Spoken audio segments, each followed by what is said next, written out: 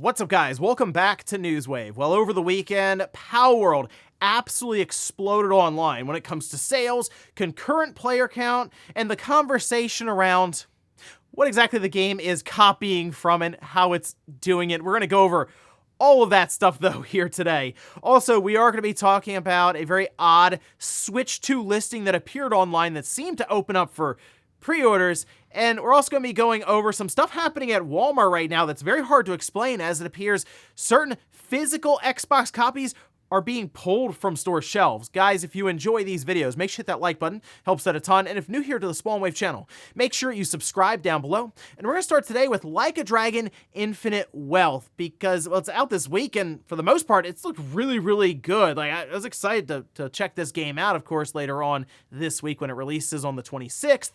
But they did release a chart to show off their different editions of the game, and you know it's going to be good when there's a chart to go over, which we can see it here. Of course, the standard edition, which is pretty straightforward. Then you go up to the deluxe edition, which is a $15 increase, so up to $85 here, and you'll notice New Game Plus. That's right, it's tied to a more expensive deluxe edition, which for this series in particular, this one hurts a bit more because this is a franchise that's lived in kind of this niche sector and had a very dedicated fan base, and now Sega goes off and takes something that you figure would just be part of the game, New Game Plus. It's been around, the idea of that's been around for ages, and now it's apparently working into a deluxe edition, basically a DLC pack that you activate.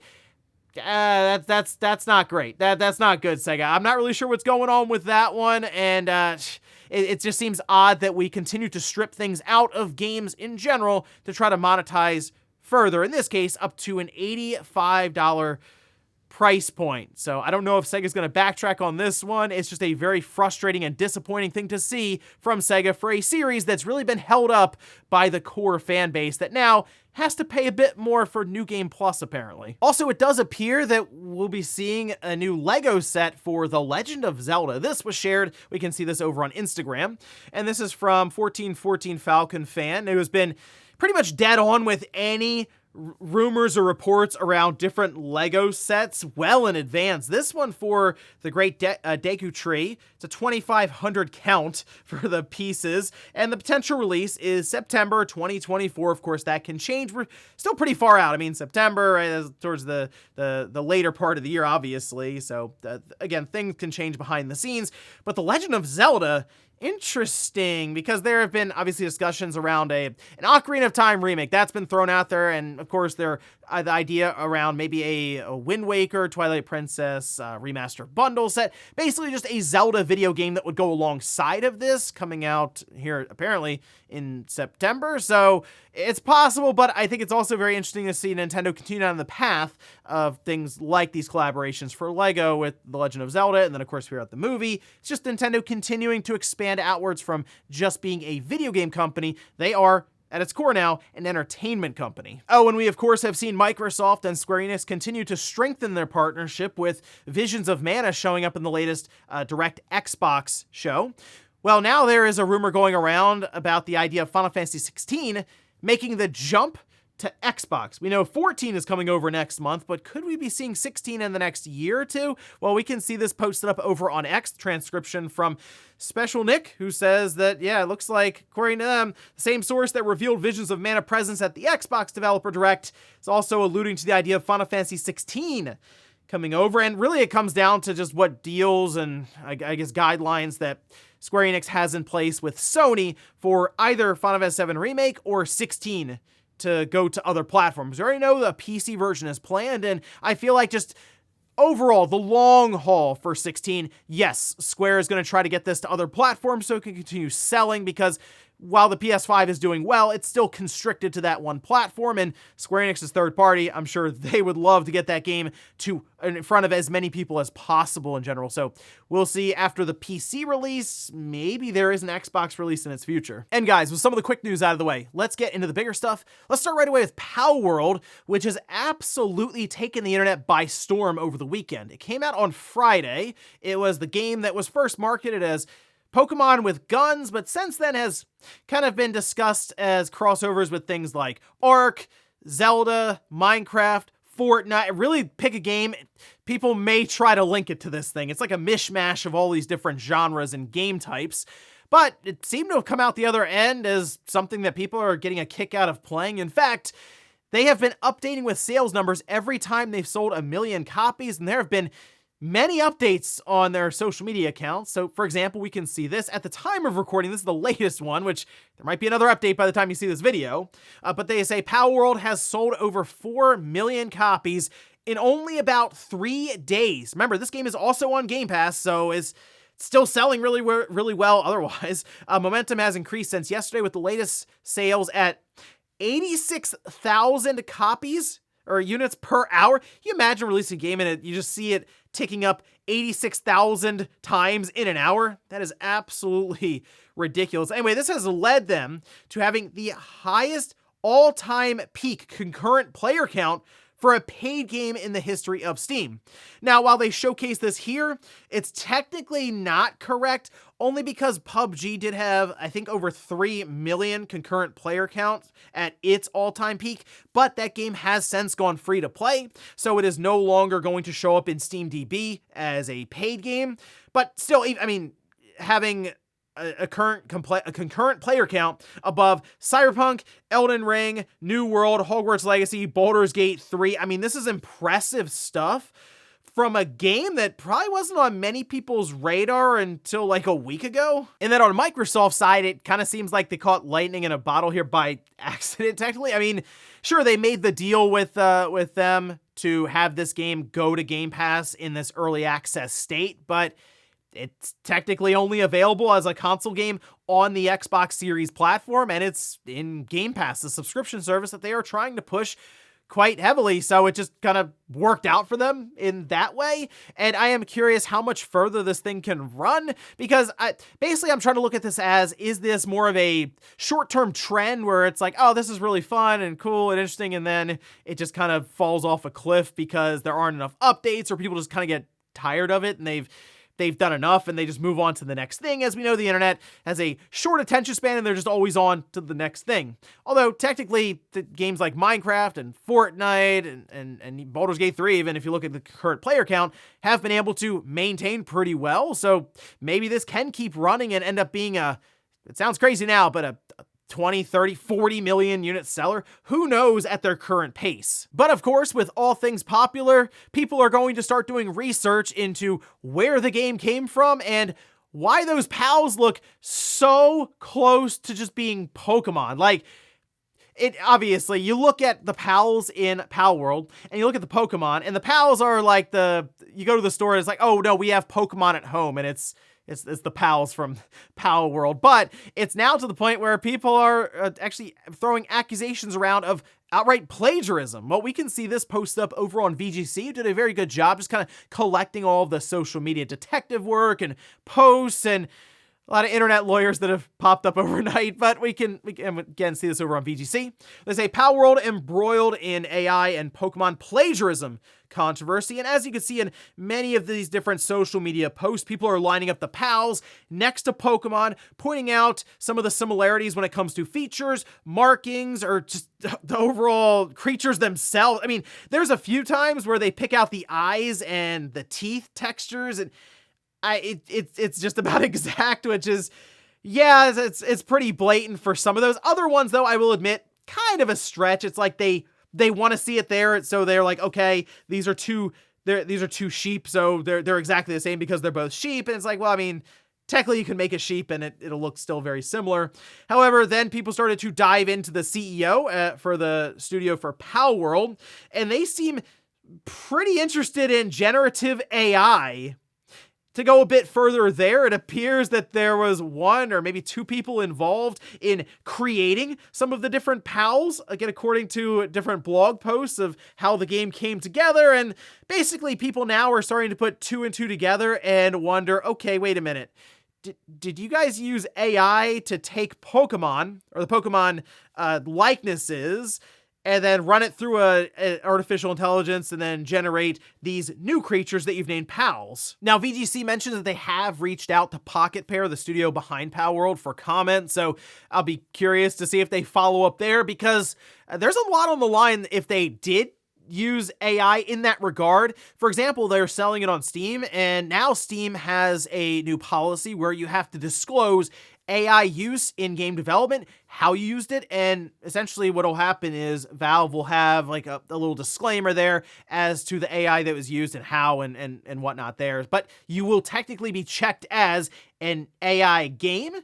So that's something that if they did not disclose it, I'm curious how Valve handles that. Do they take Palworld down? Do they just update the page? And to go a bit further, people are wondering if Nintendo and Creatures and Game Freak, the Pokemon company, would be looking at this in the eyes of litigation and taking this thing to court. Because, hey, the one thing we all know, Nintendo, they love that courtroom. So if there's a case here, maybe they take a swing at it. But they also have to be aware that I feel like this would be a harder case to prove in court than people online realize.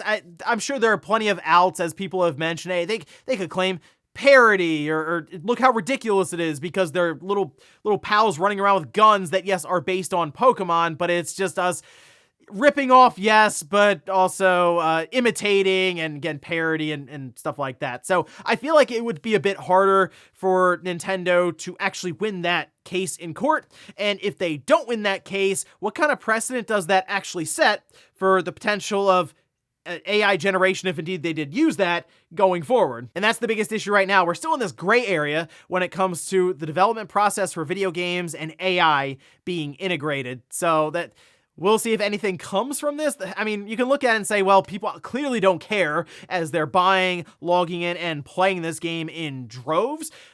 But there still will be a lot of legal stuff to sift through if indeed they do end up admitting that, yeah, AI played a pretty large part in creating many of these pals that you're seeing in the game. And yeah, we basically plagiarized and ripped off Pokemon. But as of the current status, there's no like hard evidence of it. But hey, a lot of people online are really digging into this, so we'll see if anything really surfaces that just links them completely to the use of AI ripping off Pokemon, and then we'll see if Nintendo and Pokemon Company want to take a swing at it. Next up, let's talk about the Nintendo Switch 2. It's everyone's favorite topic at this point, and how a listing appeared online that caused quite a bit of confusion because it appeared that the Switch 2 is up for pre-order. Well, you can see the listing here, and this was posted up over on mechajapan.com. It is up for the price of $0, but it's console Nintendo Switch 2 with the availability date of December 31st, 2024. Nintendo is going to try to fit this in right at the end of the year,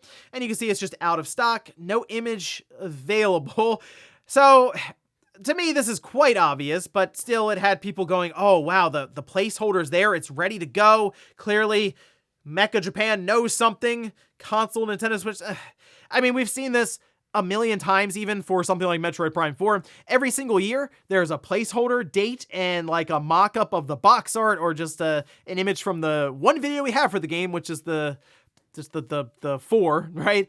And it always has the last day of the year and the last day of the year, and then that year changes every single year to continue having that placeholder. And that's what I'm assuming is happening here, and what most people should assume, that no, there's no clear evidence that Mecha Japan, the retailer, has any input or idea as to what's going on with the Switch 2. They're just kind of preparing for it in the background, but it just, to me, it goes to show how excited and hyped up people are around this new hardware. And yeah, I think we are coming up on a Nintendo Direct, go figure, in the next 3 or 4 weeks, we'll say, going into February. And I am very curious how Nintendo handles that situation, because probably a month or so after that, leading up to the end of the fiscal year in March, they'll be most likely ready to talk about their next system, and some of that may have to do with GDC, where they may want to outright talk to developers about this new hardware, as we've already talked about the survey with many people interested in developing for their next the next hardware.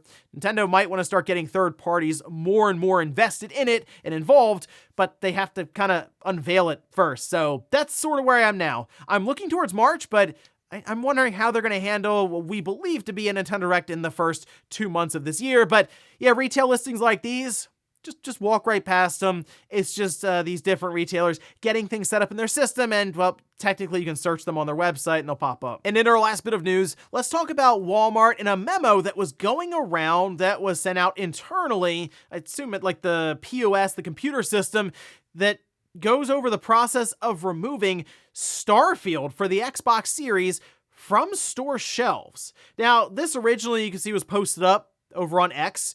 This was from Andrew, who said Walmart to start removing physical Xbox games in stores starting with Starfield. Copies are either going to be 3 cents or be destroyed. So this is what's called pennying out the hardware or the software or just the merchandise. We do this at GameStop way back in the day all the time, where, for example, strategy guides would be constant. You would turn them to a penny and you basically field destroy or throw them away. And in some cases, if it was a controller, I'm not kidding, there was something called a field destroy hammer, and you would go in the back and break it and then put it in the dumpster. You had to physically break the merchandise, but I think it's just because we had like dumpster divers and stuff then. But either way, you would take that Starfield, make it 3 cents, and then throw it in the back, and they would probably dispose of it in some way. Or, hey, if you get there early enough, I guess, today, you can buy it for 3 cents. Anyway, Wario64 also followed up to back up this claim, saying, I saw this memo earlier as well, not through these same exact screenshots. Walmart were prepped to remove Starfield Xbox physical copies from their stores, but you get very lucky and get it for 3 cents on Monday. I don't really know what's going on here. This is an odd one. I'm not sure if maybe there is a new Starfield physical release coming, maybe like with updates on the disc, or is Walmart moving to start getting rid of Xbox physical copies? That was something that was going around at the end of 2023, some discussion around that. It was kind of a rumor thrown around that we see Best Buy starting to move away from their physical media when it comes to DVDs, Blu-rays, and then we kind of heard about games, but they then came out and said, no, we're still going to have games. But then you go and look at the sections of their stores, it is not kept up well at all. And then if I go look at Walmart, it's kind of the same way. So it sort of feels like there's not a lot of importance on like the physical game section at most of these big box stores. And it might just be because there's not as many sales coming through there as before. So maybe they have to reevaluate the space, and maybe they do get to a point where it continues to shrink down and down and down. And then, well, we'll see how these platform holders move going into next generation. But this could be, once again, the beginning of the end of physical media in stores. Let me know if you think there is something else to the story. Maybe, yeah, a new copy, a new version of Starfield coming up to start this year, and they just want to get the old ones out so they can get the new ones on store shelves. And before we go to the comment of the day, we're taking a look at the poll that I posted up yesterday, where I ask, if you own an Xbox, are you buying your games physically or digitally? 43% say physical, 31% say digital, 26% say neither. I just mostly play what's on Game Pass, which technically means you're also digital then at that, and that means 57% people here are getting just digital stuff on their Xbox as opposed to getting anything physically. I will say the Xbox certainly pushes you in the direction of digital, and the fact that some of their games don't even have like the full game on the disc, even first party wise, to where you'll buy it. Like Halo Infinite was notorious for that. It's not great. So that's one of the reasons I do believe the next Xbox just won't have a disc drive.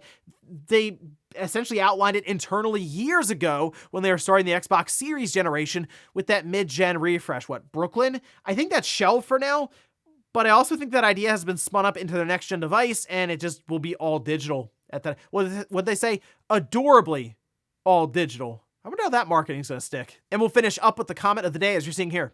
This is from Jimmy, who says, if Indiana Jones was third person, everyone would be complaining that it was just an Uncharted or Tomb Raider clone.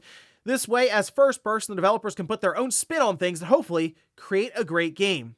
Yeah, I think there are just many people who prefer action adventure games as just third person, and because this is first person, it's not clicking with them necessarily, but machine games, they're good at first person games. Like, we've seen it many times now from them. And really, they still go into third person for traversal, so they'd at least kind of met halfway there. But as they showed it during the Direct, I mean, I can see a more immersive experience there when you are up close and personal in first person. So yeah, I like what I saw there with Indiana Jones. I'm excited for it. But the thing that surprised me is I know some people who have a hard time with first person, makes them motion sick. That's the first time I feel like I've seen half the internet say that they get sick from first-person games.